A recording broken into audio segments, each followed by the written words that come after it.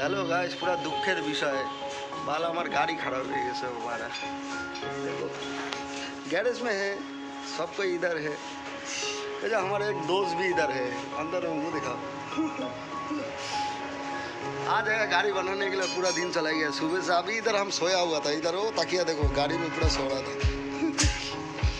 ठीक है, ये जो अंदर मिस्त्री भाई जा रहा है खाना खाने के लिए।